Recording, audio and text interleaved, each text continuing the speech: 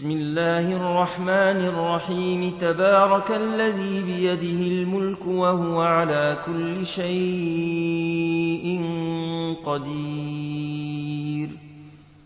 الذي خلق الموت والحياة ليبلوكم أيكم أحسن عملا وهو العزيز الغفور الذي خلق 7 سماوات طباقا ما ترى في خلق الرحمن من تفاوت فارجع البصر هل ترى من فطور ثم ارجع البصر كرتين ينقلب إليك البصر خاسئا وهو حسير ولقد زينا السماء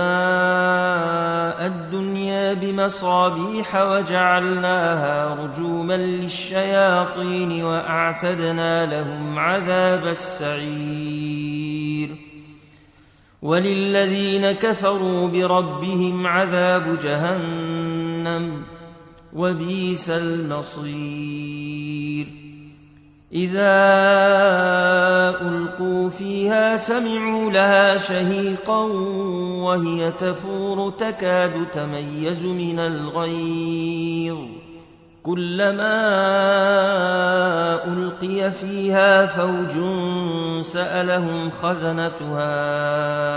ألم ياتكم نذير قالوا بلى قد جاءنا نذير فكذبنا وقلنا ما نزل الله من شيء إن أنتم إلا في ضلال كبير وقالوا لو كنا نسمع أو نعقل ما كنا في أصحاب السعير فاعترفوا بذنبهم فسحقا لأصحاب السعير إن الذين يخشون ربهم بالغيب لهم مغفرة وأجر كبير وأسروا قولكم أو اجهروا به إنه عليم بذات الصدور ألا يعلم من خلق وهو اللطيف الخبير هو الذي جعل لكم الأرض ذلولا فامشوا في مناكبها وكلوا من رزقه وإليه النشور آمنتم من في السماء أن يخسف بكم الأرض فإذا هي تمور أم أمنتم من في السماء أن يرسل عليكم حاصبا فستعلمون كيف نذير ولقد كذب الذين من قبلهم فكيف كان نكير أولم يروا إلى الطير فوقهم صافات ويقبضن ما يمسكهن إلا الرحمن إنه بكل شيء بصير أمن هذا الذي هو جند لكم ينصركم من دون الرحمن إن الكافرون إلا في غرور أمن هذا الذي يرزقكم إن أمسك رزقه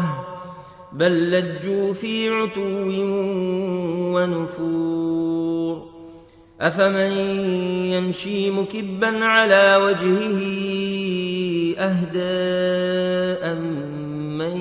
يمشي سويا على صراط مستقيم قل هو الذي أنشأكم وجعل لكم السمع والأبصار والأفئدة قليلا ما تشكرون قل هو الذي ذرأكم في الأرض وإليه تحشرون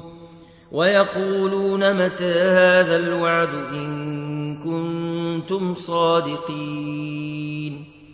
قل إنما العلم عند الله وإنما أنا نذير مبين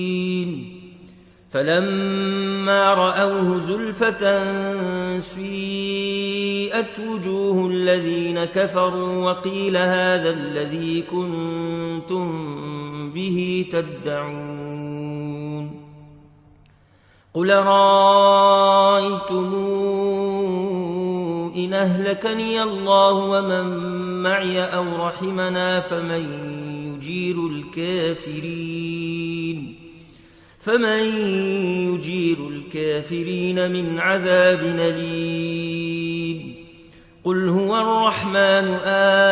آمنا به وعليه توكلنا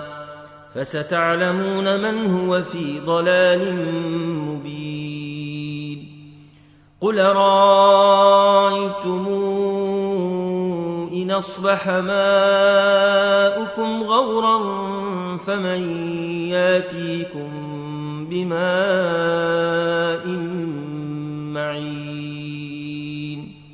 صدق الله العظيم.